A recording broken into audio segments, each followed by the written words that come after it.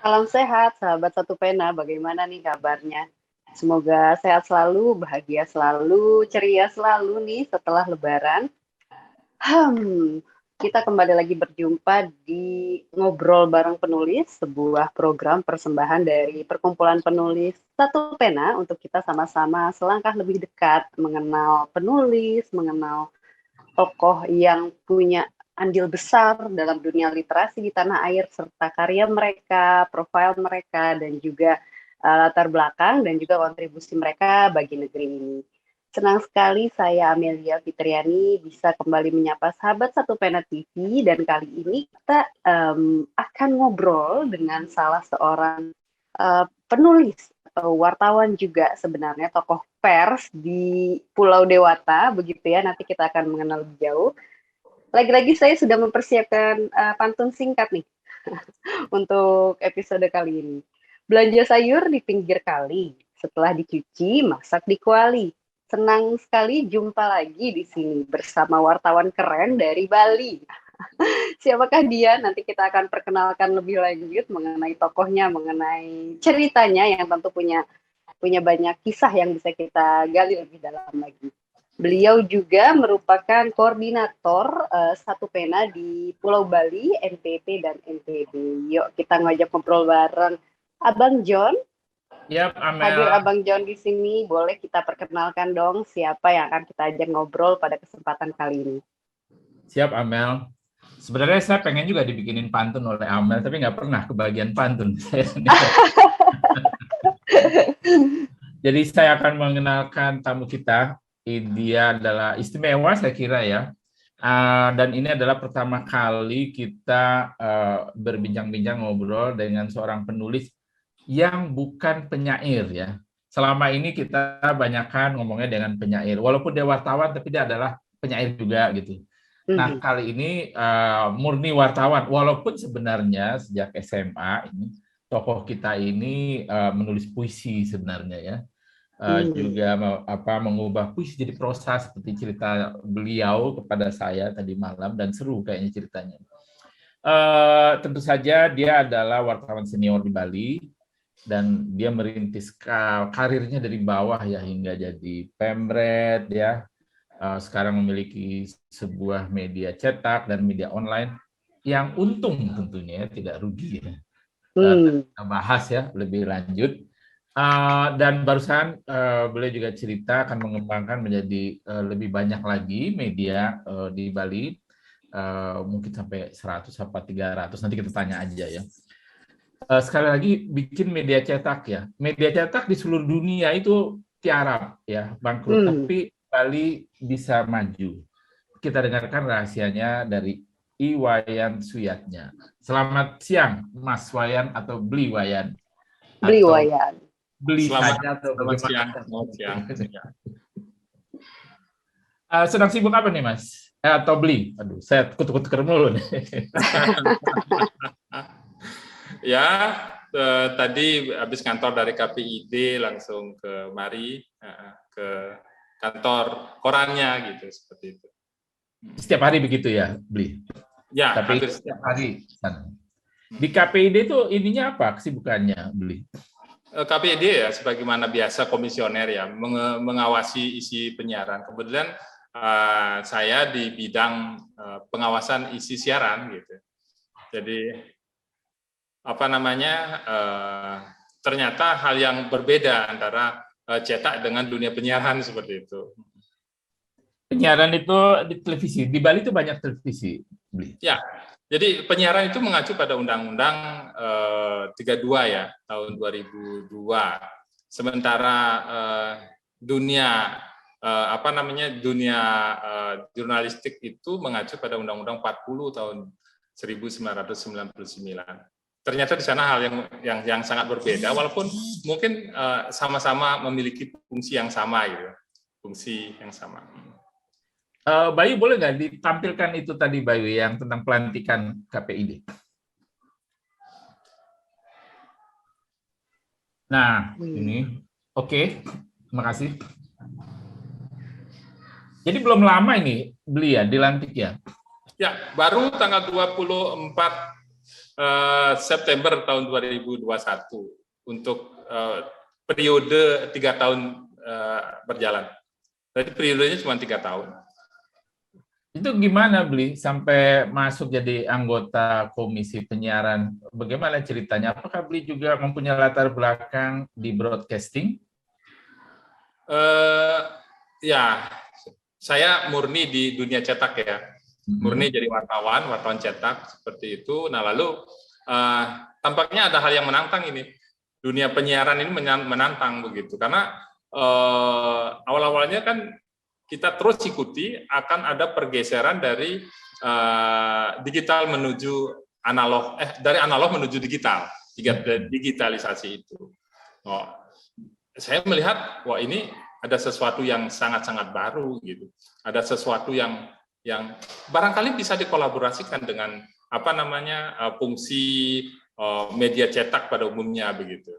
Karena tantangan dunia mainstream sekarang ini kan begitu besarnya begitu. Jadi dunia mainstream itu tidak hanya di media cetak, tetapi di dunia penyiaran juga ada media mainstream, ada juga media yang live streaming seperti yang sekarang ini kan gitu, seperti itu. Ada rencana untuk bikin broadcast juga di Bali? Ya, kalau sesuai dengan ketentuan, saya sudah menjadi komisioner ya, nggak boleh juga memiliki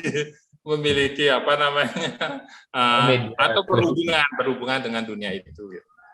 Ya kan 3 tahun. Setelah 3 tahun udah jadi pakar itu soal itu. Masa belajar ya. Iya. Banyak hal yang sangat-sangat menarik di dunia itu ya. Oke. Sekarang gini, Bli, saya ingin narik ke belakang ini. Cerita Bli tadi malam itu menurut saya luar biasa ya. Bagaimana akhirnya menjadi wartawan. Boleh diceritakan dari awal ketertarikannya dengan dunia media, dunia pers, sampai mengambil jurusan jurnalistik itu bagaimana, Bli? Ya. Apakah dari kecil memang hobi menulis, atau hobi membaca surat kabar, ya? Atau bagaimana ceritanya sampai tertarik masuk jurusan jurnalistik? Diklarifikasi dulu ya. Saya nggak pernah, saya tidak berlatar belakang di dunia jurnalistik. Saya di Fakultas Ilmu Pendidikan ya, FKIP, betul. Pendidikan. Ya, itu waktu di Universitas Negeri Mataram ya di Lombok. Nah, setelah tamat itu baru saya mengenyam dunia pendidikan jurnalistik ketika di sekolah. Jadi guru ya awalnya, Ben? Mestinya begitu. Memang mestinya menjadi guru. Jadi saya mendapatkan kesempatan waktu itu sekolah di LPDS, Lembaga Pers Dr. Sutomo yang ada di Kebon Sirih, Jakarta. Di gedungnya Dewan Pers Jakarta. Jadi ada kesempatan untuk itu. Jadi saya merasa senang sekali. Ya. Masih bertemu dengan Bapak Amir Daud gitu? Ya, itu saya kagum banget itu dengan beliau. Saya juga. Saya kagum banget dengan soal bahasanya itu luar biasa ya, teliti sekali. Saya diingatkan sekali waktu itu bahwa yang dimaksud menjelaskan, yang dimaksud dengan mengatakan, yang dimaksud dengan menggambarkan itu. Jadi itu jangan sampai salah kita untuk bisa menyebutkannya demikian begitu. Kenapa tidak menggunakan dia mengatakan saja misalnya begitu untuk menghindari kesalahan-kesalahan itu. Lalu saya bertanya, kalau begitu monoton banget dong Pak. Mana lebih bagus monoton atau salah? Luar biasa beliau. Beliau luar biasa. Dan nambahin nama orang ya beliau. Nama orang satu kata dijadikan 2 sama dia, ditambahin sendiri sama dia. Ada kejadian gitu nggak di kelas itu? Dulu ada teman saya namanya Garinsia ya, Garinsia saja. Kemudian nggak boleh, nanti di paspor susah. Kamu akan susah keluar negeri gitu. Ditambahin sama dia, Garinsia Muslim.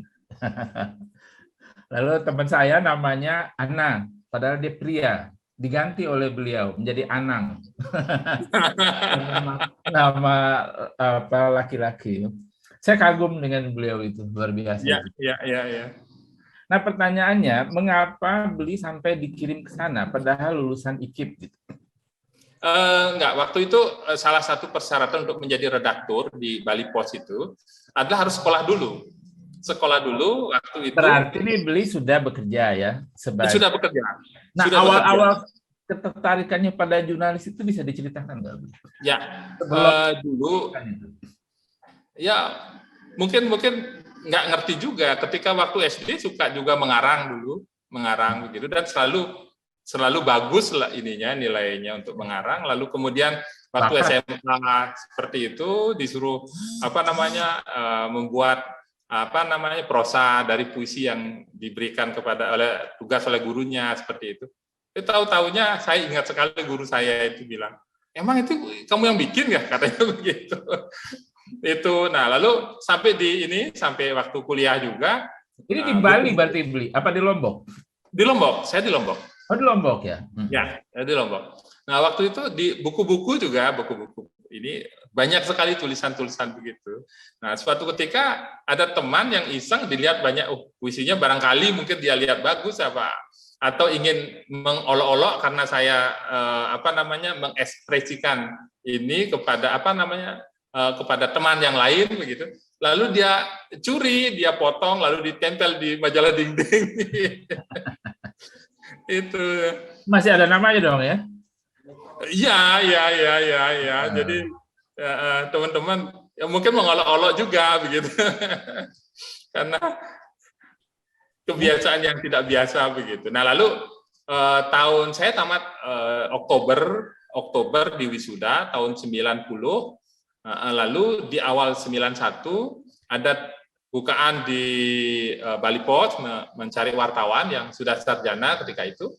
Lalu kenapa Beli nggak jadi guru aja sebelum melamar ke itu? Kenapa tidak jadi guru? Kan sekolahnya sekolah pendidikan, Beli. Ya, waktu itu memang menjadi guru kan menunggu proses yang panjang ya. Belum ada bukaan guru ketika itu, belum ada bukaan untuk menjadi guru. Kalau bisa menjadi guru kan hanya bisa honor begitu kan, honor gitu. Iya. Nah, honor menjadi guru ketika itu kan beli sabun aja nggak bisa gitu. Jadi karena punya kesukaan menulis, ada bukaan menjadi wartawan Bali Post. Nah, lalu saya ikut testing di sana. Kemudian tanggal 2 Mei tahun 1991 saya diterima di sana mengikuti pendidikannya di Bali Post. Waktu itu, pendidikan. Waktu itu memang seleksinya ketat banget untuk menjadi wartawan, ketat banget waktu itu. Bisa lolos bersama teman-teman yang dari Jakarta, dari Bali, ada juga dari Indonesia Timur juga ada waktu itu. Nah, kami dididik. Beli lolos karena orang Bali, apa karena pintar menulis atau karena kecerdasan lain? Kemungkinan dari hasil tes-tesnya saya mengarah punya potensi barangkali begitu. Salah satu contohnya waktu itu dia datangkan psikolog waktu itu namanya Pak Darmo Sutapo gitu untuk mengetes teman-teman itu di psikolog ini psikolog dari Universitas Udayana ketika itu. Jadi barangkali dari hasil tidak ada koneksitas, nggak ada siapa-siapa, tiba-tiba bisa diterima di sana. Jadi orang Bali tidak diprioritaskan memang? Waktu itu enggak. Oke. Waktu itu enggak. Itu. Kemudian diterima. Ya akhirnya diterima begitu. Nah ketika diterima itu, akhirnya waktu itu tidak boleh nyambi. Artinya memang betul-betul menjadi wartawan profesional. Padahal keinginannya ketika itu, boleh dong menjadi kontributor atau apalah setingkat itu. Saya cita-citanya menjadi guru. Gitu. Ya. Zaman dulu wartawan guru semua ya. Dan tujuannya. Jadi waktu itu saya harus orang tua kan menyekolahkan saya untuk menjadi guru. Tapi pada akhirnya saya tidak menjadi guru kan begitu, menjadi wartawan begitu. Saya harus biasa meyakinkan kepada orang tua bahwa pekerjaan saya ini, pekerjaan menjadi wartawan ini tetaplah sebagai guru begitu. Tetaplah sebagai guru. Saya coba jelaskan, saya coba ini gitu. Nah, salah satu yang menguatkan saya bahwa salah satu fungsi media itu kan edukasi di sana. Selain menjadi fungsi kontrol, fungsi informasi, begitu, dan fungsi hiburan itu salah satunya adalah fungsi edukasi. Nah, saya sambil guyon-guyon aja bilang, kalau saya jadi guru, saya hanya berkomunikasi, saya hanya mengedukasi orang yang sebanyak orang yang ada dalam kelas. Maksimal 40 orang lah, begitu. Semua 40 orang. Nah, jadi kalau oplah saya waktu itu Bali Pos tinggi sampai 100 ribuan itu oplahnya. Oh, luar biasa. Karena menyebar sampai di Timor Leste, Timur ketika itu. Jadi oplahnya sampai 100 ribuan waktu itu. Jadi saya bilang kalau misalnya koran saya dibaca oleh 100 ribu orang, berarti sebanyak itulah saya berkomunikasi, sebanyak itu saya memberikan edukasi. Nah, kalau misalnya ada perubahan tingkah laku menuju baik dari tulisan-tulisan itu, kenapa tidak? Karmanya kan lebih banyak, saya bilang begitu. Jadi tetaplah fungsi gurunya itu tetap ada di sana begitu.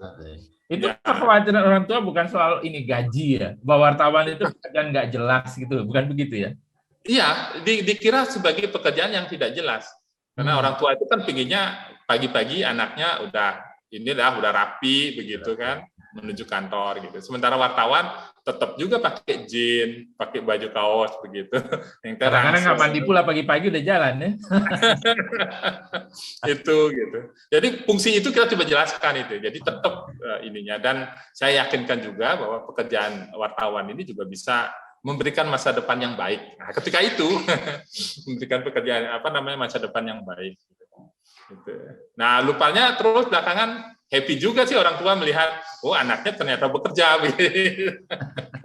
Karena itu.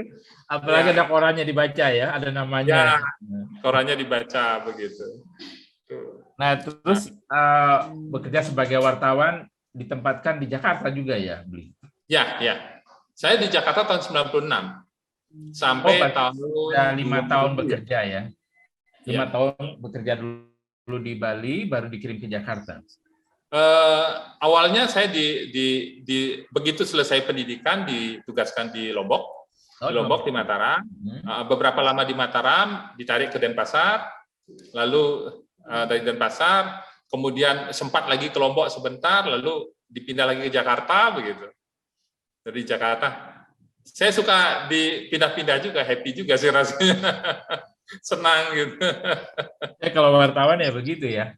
Iya. Itu sorry Bli, saya ingin penasaran ya. Mengapa tinggalnya di Lombok? Padahal Bli kan orang Bali ya. Ya, di Lombok itu banyak orang Bali juga di sana. Ya, banyak, tapi kenapa pindah ke Bali? Apalagi di Lombok, apa semua di Lombok dari kecil atau gimana, Bu? Ya, saya lahir dan besar di Lombok. Kata orang tua sih berkisar tahun 1670 ya. 1640. Ada juga versi yang mengatakan berkisar 1720. Ada itu dua zaman versi. Portugis baru masuk ya? Ya, zaman lama sekali, zaman di atasnya kakek, Kumpi itu udah nggak tahu namanya siapa, sudah ada di Lombok. Itu kalau orang Bali tinggal di Lombok, culture Bali itu nggak hilang ya, Bli? Ya, rupanya itu hebatnya orang Bali itu nggak hilang-hilang dia. Sampai di Lombok tetap menjadi orang Bali begitu. Nggak berubah ya?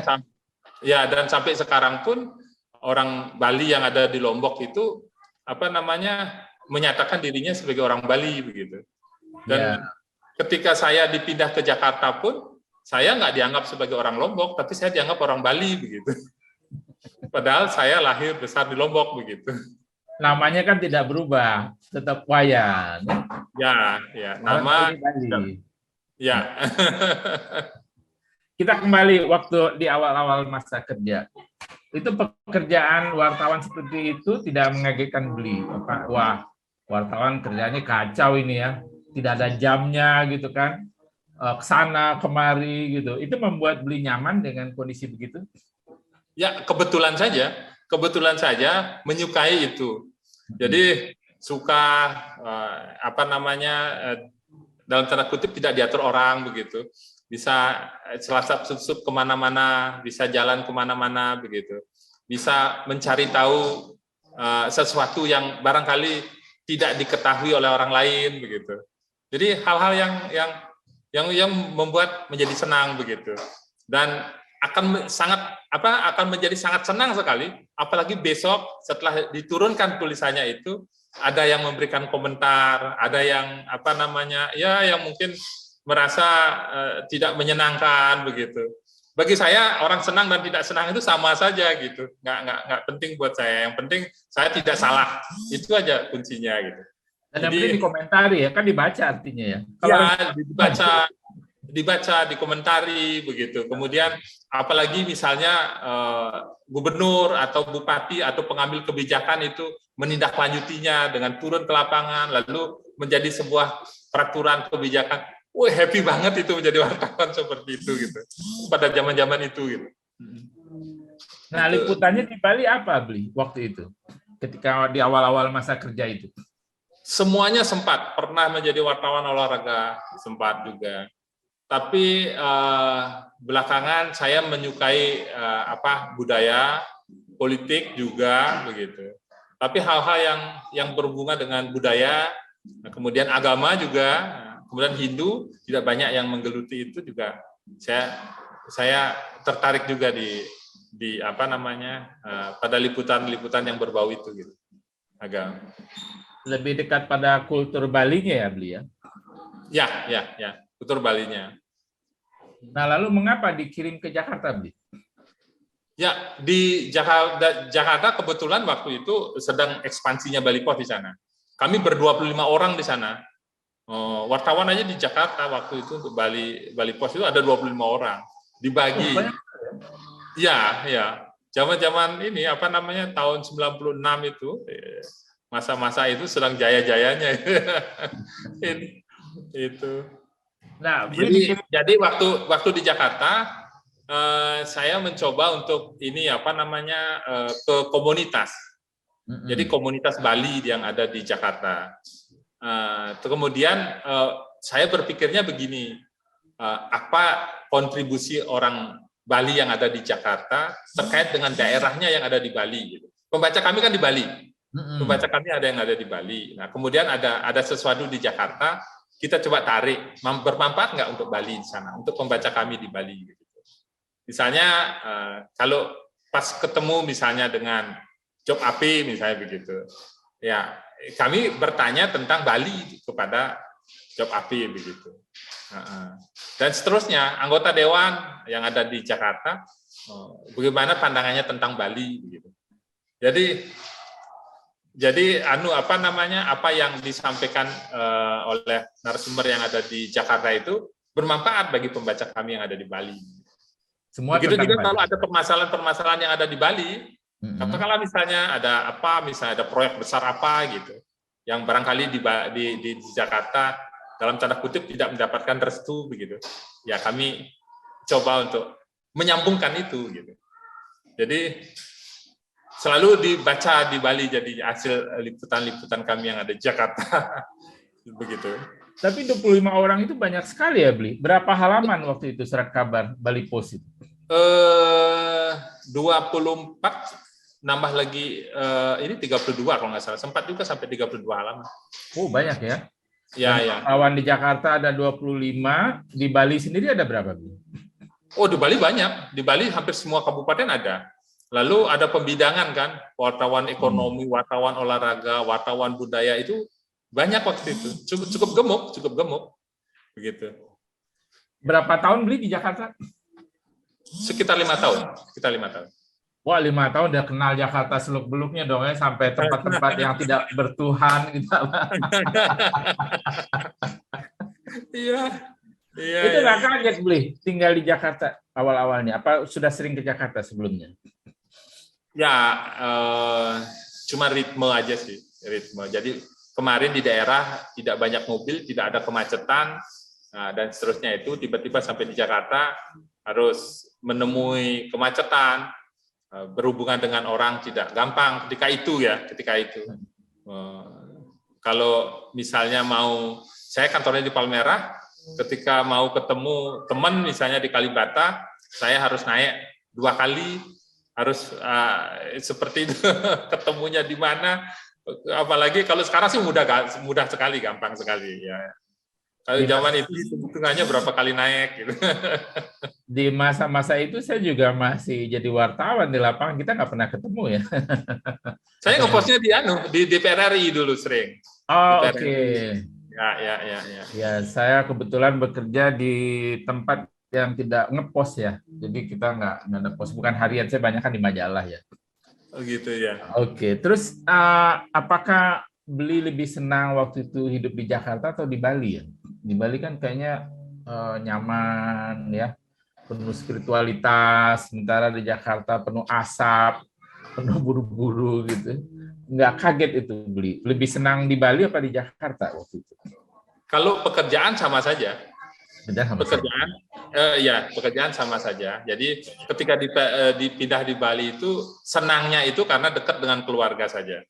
Kemudian keluarga walaupun belum punya istri waktu itu masih keluarga itu dekat dengan bapak ibu. Waktu mau ke Lombok kan bapak ibu saya kan ada di Lombok. Jadi lebih dekat lah kalau misalnya dari Bali ke Lombok daripada dari Bali ke Jakarta. Kalau pekerjaan sama saja. Kalau gaji beda ya, lebih besar di Jakarta kali ya. Kebetulan cara menghitungnya sama. Kebetulan cara menghitungnya sama. Gitu. Iya. Nah, terus 5 tahun ditarik lagi ke Bali. Ya, ditarik ke Bali. Kenapa ditarik, Beli? Ya, karena kebetulan di Bali agak kosong, agak kosong di Bali. Nah, saya ditanya mau ke Bali lagi, siap. Barangkali kalau ditanya mau tetap di Jakarta, siap juga ya? Siap juga. Pokoknya siap segalanya kalau wartawan ya. Iya. Nah, itu promosi jadi redaktur ketika itu kah? Saya udah jadi redaktur waktu di Jakarta sudah. Oh, di Jakarta sudah jadi redaktur. Nah, kebetulan saya juga merangkap wakil koordinator Jakarta ketika itu. Artinya ini tahun 96, waktu pendidikan itu tahun berapa, Beli? 98. Oh, 98. Oke. 2 tahun, ya. Kemudian promosi ya. Nah, pendidikan berapa lama, Beli, di LPDS? Dokter Kalau nggak Sutomo salah ya? sudah 3 bulanan ya. Kalau nggak salah 3 bulanan waktu itu. Ya. Apakah banyak yang Beli rasakan dapat dari pendidikan itu? Sebab pengalaman Beli kan udah panjang ya waktu itu. Pendidikan itu apa yang baru Beli dapatkan di situ? Ya, pertama-tama saya merasa senang itu karena pekerjaan saya diapresiasi oleh perusahaan dan kemudian dikasih hadiah ya dalam tanda kutip, harus sekolah kemudian habis itu menjadi redaktur gitu. Jadi apa yang saya lakukan sebelumnya itu diapresiasi. Sudah begitu ketika sekolah itu sangat-sangat luar biasa. Saya ketemu dengan Pak Daud, kemudian Pak Atma Kusuma waktu itu. Kemudian dari media-media yang lain juga, dari media Indonesia, kemudian yang dari Aceh juga ada waktu itu. Banyak waktu itu, saya lupa berapa orang ya ininya, tapi banyak itu. Jadi saya mendapatkan pengetahuan yang sangat-sangat luar biasa untuk menambah ilmu di dunia jurnalistik itu begitu.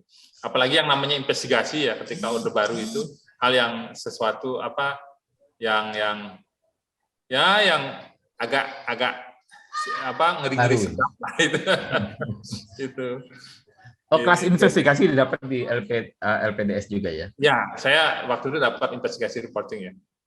Artinya ada 2 kelas Beli ikuti di LPDS, apa memang investigasi aja? Biasanya teman-teman yang mau promosi redaktur itu khusus untuk bidang redaktur, bidang yang berhubungan dengan mengedit begitu. Jadi saya kebetulan dapatnya itu investigasi reporting itu gitu. Jadi investigasi pertama saya waktu di Jakarta itu terkait dengan ini anak-anak jalanan itu. Oh. Ya, terkait dengan rumah singgah itu. Waktu itu ada penugasan khusus dari LPDS untuk melakukan investigasi itu. Ya.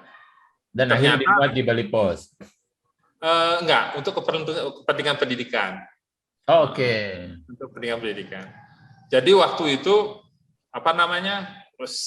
investigasi itu menjadi hal yang menurut saya sangat-sangat menarik. Karena dari kacamata awam melihat, oh ini orang ngamen, orang di jalanan, anak-anak jalanan dikasih duit aja udah selesai gitu. Udah dikasih duit, dijamin oleh pemerintah, oleh negara, dikasih rumah tinggal, mestinya kan udah selesai begitu. Ternyata begitu kita masuk, kita investigasi, woi, mau ketemu dia aja begitu sulitnya gitu.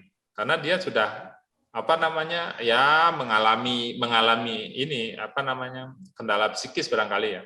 Sudah tidak percaya sama orang. Low trust ya mereka ya. Ya. Ketika kita mau masuk saja di komunitasnya dia udah nggak, sulit begitu. Jadi ada sesuatu yang baru yang kita peroleh, yang kita simpulkan dari hasil investigasi itu. Tidak seperti apa yang kita lihat selama ini begitu. Jadi dari sana, wah menarik nih ilmu investigasi ini, kira-kira begitulah. Ya. Dan di Bali nggak ada ya rumah singgah untuk orang-orang seperti gitu ya, Beli ya? Kayaknya sama, ada juga. Cuman kan tidak banyak yang seperti itu. Jadi tidak seperti di Jakarta. Ya. Ini Beli ngomong-ngomong, Amelia ini juga wartawan, Beli. Sampai sekarang dia juga wartawan itu. Amel, silakan Amel dilanjutkan. Kalau mendengarkan dua wartawan senior ngobrol tuh ternyata seru banget ya. Ceritanya panjang sekali dan menarik untuk disimak. Tapi Bli, saya lebih tertarik ini sih. Belakangan kan tadi saya juga baca singkat atau ngobrol singkat sama Bli bahwa di masa pandemi Bli justru membangun media online, media cetak. Kayaknya Bli ini ya orangnya agak-agak anti mainstream ya, out of the box begitu. Lulusan pendidikan tapi terjunnya ke dunia jurnalistik begitu. Orang Bali tapi tinggal di Lombok. Terus sekarang orang-orang pandemi bahkan di masa senjakala dunia dunia koran ya, media cetak katanya ya. Bli justru bikin begitu. Orang-orang pandemi media banyak tutup, Bli justru buka. Ini apa ini background-nya Bli? Ya. Jadi sebenarnya analisanya sederhana sekali. Kita coba lakukan kajian kecil begitu bahwa sebelum ada pandemi kan media ini sudah diserang dengan media mainstream kan sudah diserang oleh media sosial. Banyak yang berguguran. Tapi di Bali kok tampaknya nggak ada ngaruh itu gitu. Dari media mainstream dulu tetap eksis. Nah, lalu ada pandemi. Enggak juga dia terganggu begitu. Enggak juga terganggu. Berarti ada sesuatu ini gitu. Saya coba pelajari itu, ada sesuatu. Kenapa dia masih hidup gitu. Nah, lalu hasil dari kajian itu akhirnya sudahlah saya bikin harian. Itulah kira-kira. Saya bikin harian gitu. Nah, kita coba kombinasikan dengan e-papers. Jadi ada koran cetak, ada koran e-papers dan ada online. Nah, coba banyak sekali yang meragukan itu, paling 3 bulan katanya, Terus kemudian, nggak ada yang baca korannya, dan seterusnya, begitu. Nyatanya saya sudah mau 2 tahun sekarang, tetap juga eksis seperti sekarang. Bahkan obsesi saya ingin bikin ya sekitar 100 koran lagi lah, kira-kira begitu. Wah, luar biasa. 100 koran itu mengalahkan Murdoch. Tapi apa Bli analisanya, hasil analisa kenapa kok di saat banyak daerah koran-koran itu senjakala atau mati bahkan di tengah pandemi, tapi di Bali tetap eksis? Hasil analisa Bli itu apa sih? Ya, apa yang membuatnya tetap hidup? Ya, jadi bagaimana membuat koran yang menjadi milik mereka. Jadi membuat koran yang menjadi milik mereka. Jadi semakin menjadi koran-korannya semakin mengecil pasarnya, semakin menjadi menjadi koran komunitasnya dia gitu, koran komunitasnya dia. Nah, kata Bali ini masih umum juga. Ya, kalau misalnya bikin koran komunitas di salah satu di desa adat masing-masing misalnya begitu, merasa desa adatnya merasa punya koran, dan kalau koran miliknya dia, ya barangkali tidak sulit untuk untuk memasarkan koran itu. Jadi semakin mendekatkan dia seperti itu. Nah, salah satu misalnya koran kami namanya Media Bali, salah satu koran yang setiap hari memuat berita dalam bahasa Bali. Oke. Dalam bahasa Bali gitu. ada aksara Bali, ada ini dan seterusnya itu. Wah, keren banget. Nama kolomnya Ajeg Bali gitu. Nama rubriknya Ajeg Bali. Nah, pada kolomnya itu yang terkait dengan warige misalnya. Terus kemudian ada berita yang berbahasa Bali begitu. Dan ternyata cukup digemari. Bahkan ada beberapa pejabat yang kebetulan orang luar jadi pejabat di Bali. Ketika dia tulis dalam bahasa Bali, ya dia flipping dan dia jadikan ini gitu. Oke, jadi sebuah kebanggaan tersendiri begitu ya? Ya, sebuah kebanggaan tersendiri gitu. Karena beritanya ini tidak dimengerti, tapi dia suka gitu. Dia tidak mengerti itu dalam bahasa Bali begitu, tapi dia suka gitu seperti itu. Jadi itu. Nah, atas dasar itu saya coba untuk ini. Saya ingin obsesi saya untuk ini untuk membuat koran-koran desa adat itu gitu. Koran-koran komunitas ya, koran-koran komunitas. Yang barangkali ada yang bulanan, ada yang 3 bulanan, ada yang 1 semester misalnya begitu. Tapi dia punya kebanggaan. Desa adat saya punya koran loh, gitu misalnya. Gitu. Ya. Itu yang beli jadikan landasan kenapa berani membuat media di tengah situasi yang sebenarnya nggak menentu ya untuk dunia jurnalistik ya. Ya, jadi analog uang digital itu kan sekarang sudah begitu populer dan orang sudah bertransaksi banyak dengan dunia digital. Tetapi di dompetnya itu kan tetap ada uang. ada hubungannya, ada ngaruhnya. Ya. Koran itu tetap akan dibutuhkan sepanjang dia merasa memiliki, sepanjang koran itu memberikan manfaat buat keberadaan mereka begitu. Itu asumsinya sih begitu gitu. Sumber dayanya nggak sulit beli kalau misalnya membuat untuk 100 koran. Kenapa? Sumber daya manusianya, maksudnya wartawannya, reporternya, penulisnya, kemudian yang menulis dalam aksara Bali gitu, apakah sumber daya itu tersedia sekarang di Bali? Ya, kalau ini teman-teman banyak yang bekerja walaupun tidak memiliki koran. Dia bekerja bikin media-media online dan seterusnya seperti itu. Nah, kalau saya berikan tempat, ruang untuk di sini lo menulis, ada koran dalam bentuk cetak begitu. Ya, banyak teman-teman merasa lebih senang nulis di cetak daripada di online. Ya, kasarnya sekali kastanya cetak itu kok kayaknya masih paling tinggi dibandingkan dengan media-media yang lain gitu. Jadi melihat itu kami nggak begitu sulit sih untuk soal SDM ya. Itu kalau wartawan pada umumnya. Nah, lalu kalau yang khusus terkait dengan hal-hal yang ini memang harus kami didik juga. Kami arahkan begitu. Apalagi itu kalau menulis dalam aksara Bali itu komputer khususkah atau ada software khusus atau bagaimana, Bli? Mohon maaf, bukan aksara Bali. Jadi berbahasa Bali. Oh, berbahasa Bali, tapi berbahasa Bali. Tulisan Latin. Ya, tulisannya tetap hurufnya huruf Latin tetap. Latin tetap. Betul. Tapi berbahasa Bali. Sebenarnya bahasa Bali bahasa Indonesia itu bedanya banyak nggak sih? Jauh banget. Jauh banget ya. Saya kalau ngomong dengan orang Bali seolah-olah itu dia udah pakai bahasa Bali gitu dengan logo. jauh banget ya. Karena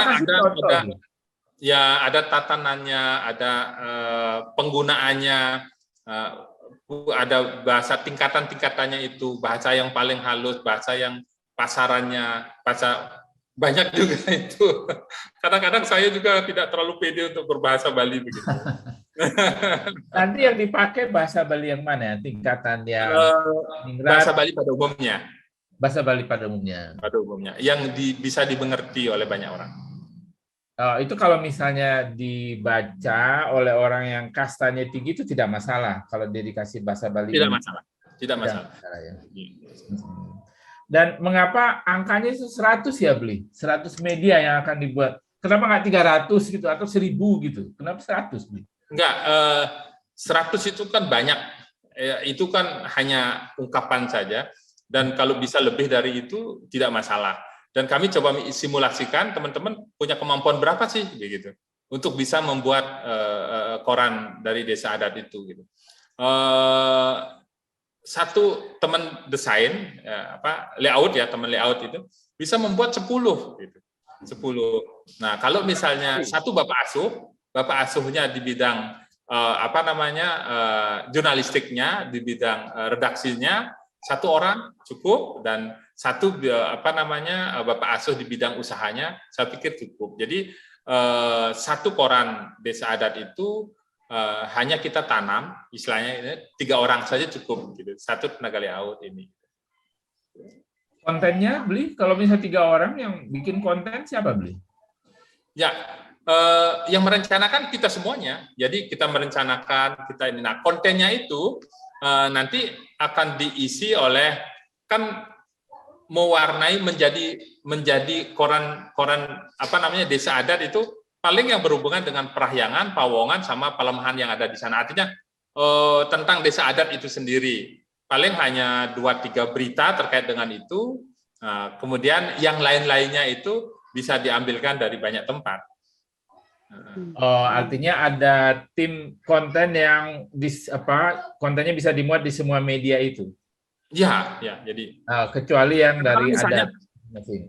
Katakanlah misalnya begini, kan yang mewarnai itu paling 3-4 berita dari 12 halaman yang ada, lalu di rubrikasinya kan nanti akan ada Gatro Bali misalnya begitu. Gatro itu berita tentang Bali. Itu kan berita yang ada dari kabupaten yang lain dan seterusnya, itu tidak mesti dari desa adat. Itu ada nanti tentang literatur, tentang apa misalnya begitu. Jadi membuat rubriknya itu saya pikir tidak terlalu sulit itu.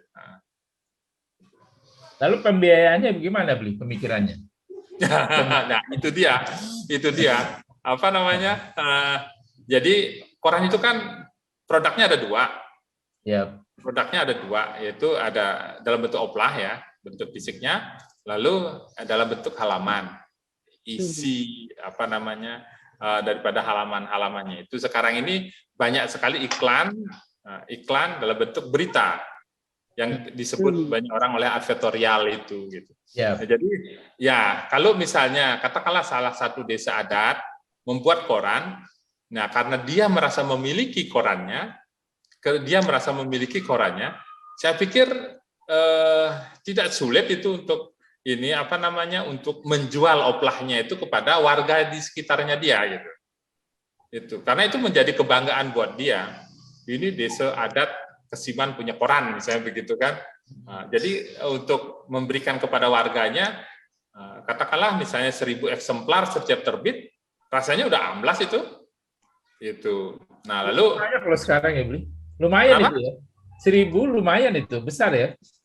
Ya, cetak minimal kan untuk mesin web ya 1000 eksemplar. Oke. Oh, mesin web ya. Ukurannya apa beli? Ukuran koran gitu apa tabloid? Koran dengan koran 50 cm kali 38 ya. Berapa sih koran itu sekarang ukurannya? Kayak koran Kompas gitu ya? Ya, koran pada umumnya sama, koran Kompas, kemudian Radar misalnya atau Jawa Pos, semuanya mesinnya kan menggunakan mesin web ya. Kalau kalau menggunakan mesin offset, biayanya cukup besar. Besar walaupun bisa cetak sedikit karena plat tetap juga dibuat begitu. Tapi kalau dengan menggunakan mesin web ya minimal 1000 itu cukup ini. Kalau 1000 itu kan rasanya sih tidak begitu sulit itu. Tidak begitu besar biayanya karena katakanlah misalnya Rp2.000 per eksemplar, hanya 2 juta betul untuk sekali terbit. Gitu. Jadi BEP-nya ini kira-kira 1000 ya beli? Untuk biaya cetak. Untuk biaya cetak saja kira-kira itu nanti sudah bisa tertalangi oleh oplahnya saja sudah bisa. Oh, udah cukup ya dari oplahnya saja. Dari oplahnya saja sudah selesai lah itu. Nah, kemudian dari halamannya. Nah, dari halamannya itu bayangkan misalnya di desa adat di Bali itu misalnya begini. Di desa ada 5 toko modern ada di sana misalnya begitu. Toko ada Alfamart, ada Indomaret, ada Circle K, ada apa gitu. Misalnya di salah satu desa adat. Ada 5 toko modern begitu. Kalau misalnya masing-masing toko modern itu ya ditelepon aja sama pendesanya begitu. Nih bantuin kita punya koran loh. Tolong jualin nih koran kita gitu kan. Gitu. Ya kalau bedesanya ngomong, kalau orang luar dari itu yang ngomong kan beda lah. Ini apa namanya? Nggak wibawa ya. Ya, karena ini dia merasa nih koran kita yang punya gitu. Itu baru itu baru toko modern. Belum ada hotel-hotel yang ada di sana di sekitar desa adat itu. Ya ini kita loh yang punya gitu, kita yang punya gitu. Ya setidak-tidaknya kan masing-masing hotel itu bisa naruh 10 eksemplar di sana. Ya, untuk tamu-tamunya. Karena hotel itu juga merasa bangga bahwa di desanya dia itu punya koran sehingga tamunya bisa baca koran. Nah, koran desa adatnya itu desa adatnya sendiri begitu. Itu lalu siapa lagi gitu? Ya politisi biasanya sangat pintar melihat peluang untuk dia bisa mencitrakan dirinya dan mencoba untuk mencari simpati masyarakat. Ya kalau misalnya di desa adat itu dia lahir dari dapil desa adatnya itu gitu. Saya pikir nggak berani dia kalau nggak bekerja sama dengan koran ini. Ya. Pasti dia akan berani bekerja sama. Nah, bentuk kerjasamanya apa ya? Iya, sudahlah berapa biayanya kan begitu deh. Lalu pengelola koran apa yang akan dikasih? Ya tayang profilnya itu bisa berlipat-lipat itu biayanya. Berlipat-lipat itu bisa diganti ongkos cetaknya gitu. Iya. Tenaganya cuma 3 orang ya. Bisa tenaga yang kita tanam, kita istilahinnya, tenaga yang kita tanam itu cukup 3 orang saja itu. Yang nanti ngurusin usahanya, yang satu ngurusin layoutnya, yang satu ngurusin redaksinya. Gitu. Ya cukup dia bisa untuk mengelola 12 halaman. Saya simulasikan 12 halaman. Kayaknya di atas kertas sudah oke banget nih beli. Ya, sudah oke banget. Ya. Strateginya unik ya. Ya kita coba untuk membangun dunia tulis menulis itu ya saya pikir perlu inovasi gitu. Inovasi. Karena kapan dimulai beli? Ya moga-moga bisa lebih cepat lah. Moga-moga bisa lebih cepat itu. Kalau misalnya di kondisi sekarang kendalanya apa beli supaya dia bisa lebih cepat itu apa yang harus diatasi? Ya, modal kan sedikit itu 2 juta ya gampang lah nyetak ya. Untuk nyetak aja gampang, tapi untuk yang lain-lain kan. Jadi kesiapan SDM kami juga, kami sedang konsolidasi terus di Media Bali untuk bisa kuat dulu. Nah, ketika sudah ini kuat, baru kami melangkah ke sana. Jadi konsolidasi biar nggak rapuh gitu, biar nggak rapuh. Ini Media Bali punya beli sendiri ya? Ya. 100% punya beli? Oh enggak, bersama teman-teman. Bersama teman-teman ya. Nanti juga yang 100 ini juga bersama teman-teman itu? 100 itu bagian daripada rencana usaha kami, rencana usaha Media Bali. Kita mencoba untuk membangun seperti radarnya Jawa Pos. Jadi Jawa Pos membuat radar. Nah, kami membuat radar itu di desa adat. Pinginnya begitu, rencana besar kita begitu gitu. Tapi ikatan kekerabatan adat itu lebih kuat dibanding pembaca radar yang lebih cair ya sebenarnya ya. Ya, kalau radar kan ingin membumikan di tingkat kabupaten, di tingkat provinsi kabupaten begitu. Misalnya ada di radar ini bikin radar Bali misalnya, itu. Kemudian radar Bali pecah lagi bikin radar kabupaten. Saya pikir dia masih agak akarnya belum masuk dia. Belum masuk akarnya. Ya. Nah, makanya itu kurang kuat ya. Ya. Kami coba masuk yang lebih ini lagi, yang lebih di bawah lagi. Saya pikir desa adat itu akarnya di sana gitu. Bayangkan kalau Media Bali punya 100 koran desa adat, saya pikir lama-lama kami menjadi biro iklan. Masuk Real kan? bukan hanya muri, rekor dunia ini. Kalau Iya, dibahas real kan? media rekor Jadi dunia. kami agak geser sedikit. Jadi orang mau beriklan, kami punya 100 ininya gitu. Apa namanya? Medianya. Koran yang real yang dibaca oleh ini. Katakanlah misalnya masing-masing koran itu 1000 eksemplar, jadi 100.000 oplahnya gitu. Di era sekarang mana ada koran yang begitu kan? Benar-benar nggak ada itu. Nah, Iya.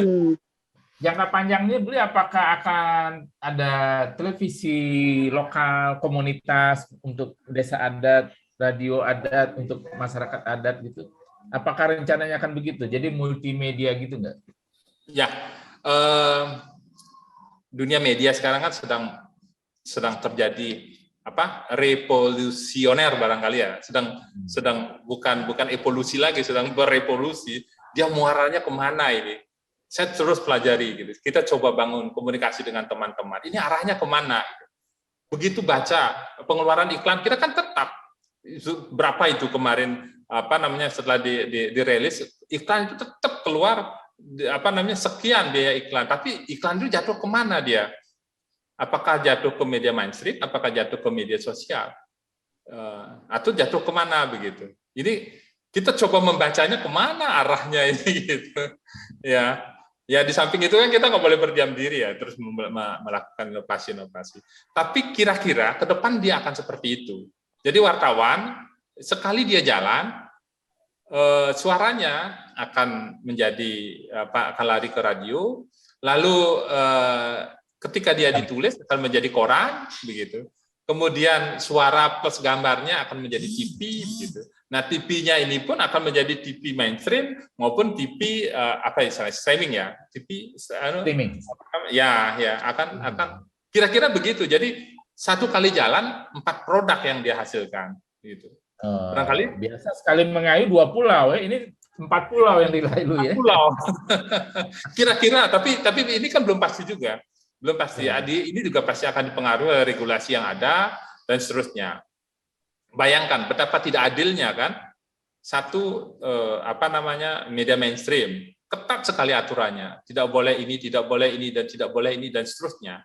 Di satu sisi ini maaf ya, blue film itu film porno itu bisa menghasilkan uang loh, bisa mendapatkan iklan loh.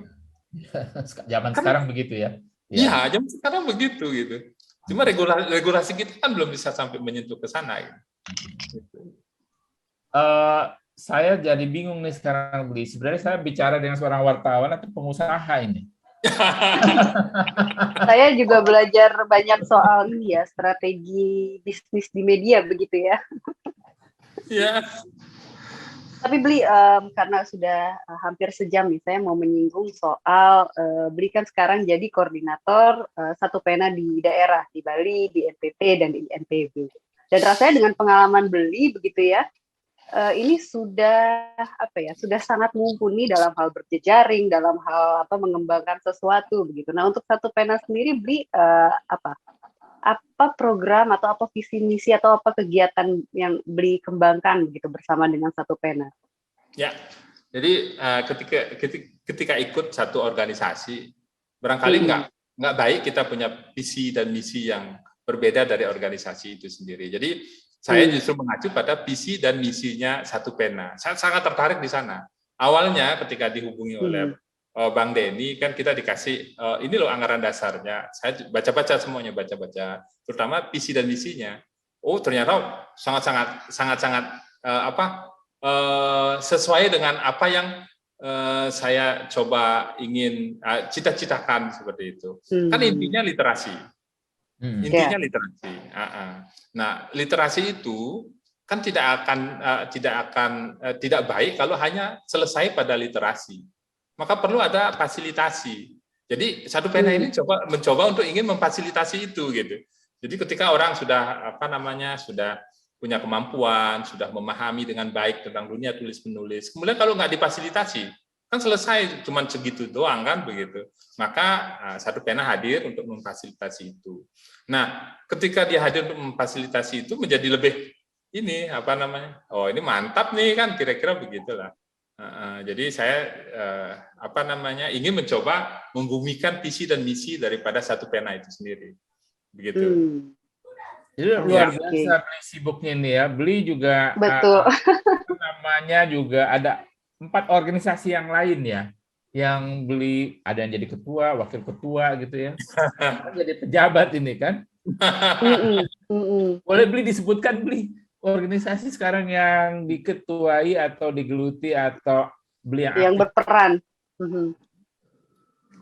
Sebenarnya sih ini apa namanya, saya diikutkan di Parisade ya, Parisade Hindu Dharma Indonesia pusat ya, pusat itu sejak tahun 2006 kalau nggak salah, sejak 2006 itu saya disertakan di Sabu Walake namanya, sejenis dewan pakar lah di sana, pakar.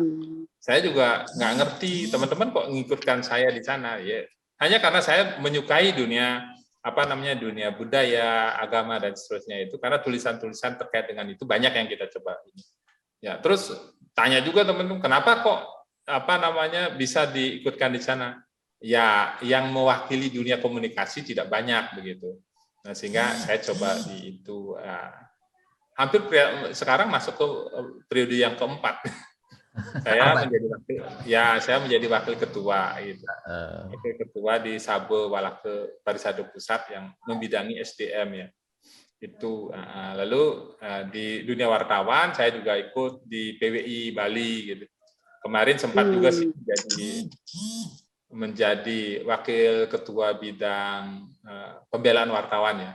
Itu. Tapi sekarang udah enggak ya. Udah periodenya udah habis. Oh iya udah habis 20 ya, tahun 2020 terakhir ya. Ya. Setelah itu saya kok tertarik juga di komisioner ini begitu. Saya coba baca-baca, ternyata hal yang apa namanya yang berbeda antara apa namanya media cetak dengan media penyiaran begitu. Saya coba ikut ya. Ternyata diterima juga gitu. Lolos juga seleksinya gitu. Nah, ini 2 jabatan terakhir ini, wakil ketua PWI dan komisioner KPID Bali, itu menunjukkan bahwa masyarakat Bali mengakui ketokohan Beli nih di bidang pers ya, di bidang media. Luar biasa ini. Ya barangkali nggak ngerti juga sih. Kalau saya mengatakannya begitu nanti tidak pas ya. Biar kita aja yang mengatakannya kalau begitu. Mungkin bisa cerita sedikit, Beli. Kenapa nama orang Bali itu banyak miripnya ya? Ya. Jadi saya susah nih mencari di Google ya. Yang mana nih saya cari, banyak sekali gitu. Iya. Kalau orang Bali nama I itu identik dengan laki-laki. Oke. Nama Ni itu identik dengan perempuan. Jadi kalau ketemu namanya Ni Putu, biasanya ada Ayu, ada seterusnya, itu berarti itu perempuan. Nama Iwayan, nama itu berarti nama laki-laki gitu. Dan di Bali KB-nya itu sudah cukup lama dengan 4 anak itu. KB-nya orang Bali itu 4 anak. Jadi anak pertama itu namanya Iputu, Igede gitu. Putu, Gede, Wayan gitu. Jadi kalau ketemu dengan nama orang yang namanya Gede, itu berarti anak pertama itu. Anak pertama. Nah, lalu kalau anak kelima namanya Wayan Penagel begitu. Nah, kemudian anak kedua itu disebut Made atau Nengah. Made atau Nengah. Jadi Made itu Madye, tengah-tengah, dan Nengah itu ada di tengah gitu. Jadi Made. Ketemu nama Made Mangku Pastike misalnya begitu. Pak Mangku itu berarti orang anak yang kedua dia begitu. Nengah siapa misalnya begitu. Itu berarti anak kedua. Nah, anak ketiga namanya Komang atau Nyoman. Itu kalau ketemu namanya Nyoman Nuarte misalnya begitu. Nyoman Nuarte itu anak ketiga dia. Itu. Nah, yang paling buntut namanya Ketut gitu. Yang paling buntut namanya Ketut gitu.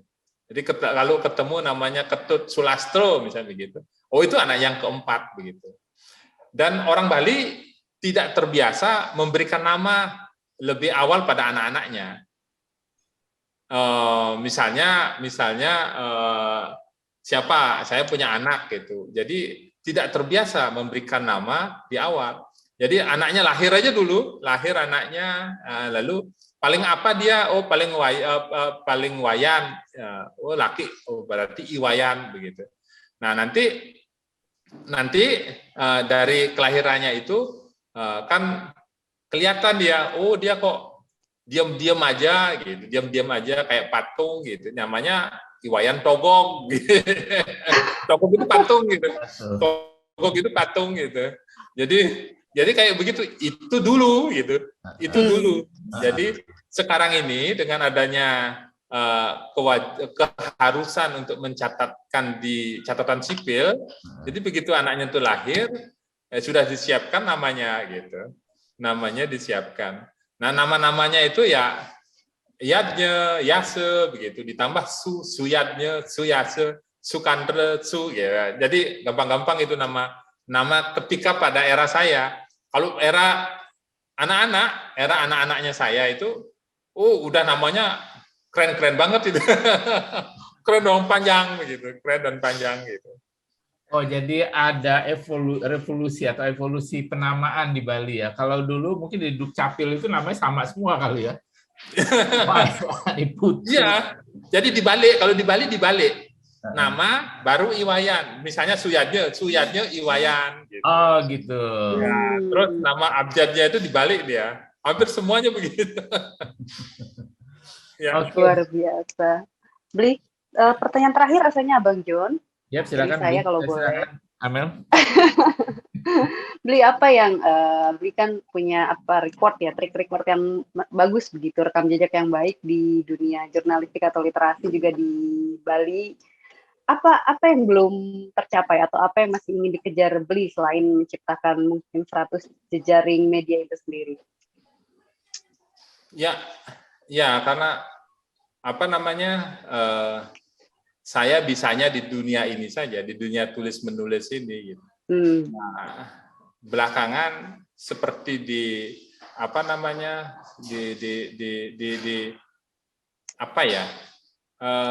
keberadaan teman-teman media sekarang ini kan hampir tidak bergengsi lagi, tidak berwibawa lagi, dan hampir sangat-sangat menyedihkan posisinya sekarang gitu. Jadi bagaimana membuat inovasi-inovasi agar kembali lagi menciptakan kembali membuat wibawa pekerjaan wartawan ini menjadi lebih lebih bergengsi sebagaimana pada era-era di tahun 2000 itu masih bagus kan. Belakangan aja belum ini posisinya sudah sangat menyedihkan lah. Agak sulit juga menyatakannya begitu. Ya. Iya, untuk mengembalikan itu. Betul. Mungkin juga tergerus oleh media sosial juga yang semakin berkembang ya, Dia. Ya, satu lagi mungkin bisa saya tambahkan begini. Ini tadi kan waktu bagaimana mendirikan koran itu. Jadi saya juga percaya dengan ilmu alam ya, ilmu apa. Jadi media mainstream ketika dia ditekan banyak oleh media sosial, secara otomatis keberadaannya akan semakin dibutuhkan. Karena orang ingin tahu, kalau di media sosial menyebar begini, benar nggak itu. Nah, sehingga dia membutuhkan media yang bisa menjadi rujukan. Posisi media mainstream seharusnya lebih tinggi ketika media sosial semakin menyebar, semakin tidak pasti begitu. Itu sih ya, sehingga media mainstream itu tetap dibutuhkan. Lalu ada juga fenomena yang berubah. Berubahnya begini. Kalau dulu di era Orde Baru, masyarakat itu nggak punya tempat untuk menyampaikan aspirasinya, karena hampir koran-koran itu dikooptasi oleh kekuasaan. Jadi hampir media-media juga hampir menjadi media untuk menyuarakan kekuasaan. Tapi di era reformasi, di era belakangan ini, justru masyarakat itu punya tempat yang sangat luas begitu. Yang diserang adalah kekuasaan itu hampir tidak mempunyai tempat.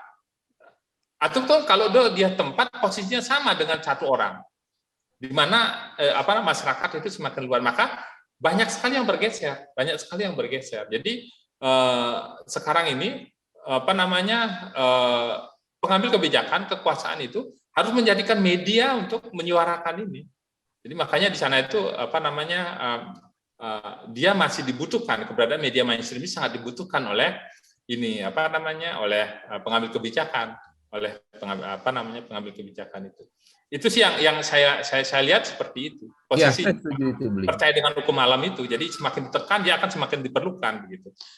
Nah, cuman masalahnya kan tidak diikuti oleh regulasi. Kertas masih mahal. Kemudian mestinya kan ini juga kalau pemerintah memberikan memberikan subsidi kepada petani, ingin agar petani itu bisa hidup dengan baik, itu usaha petaninya begitu. Mestinya kan ini juga pemerintah juga bisa memberikan subsidi kepada pengusaha media ya. Pengusaha media, penerbit misalnya begitu. Nah, bentuknya apa gitu?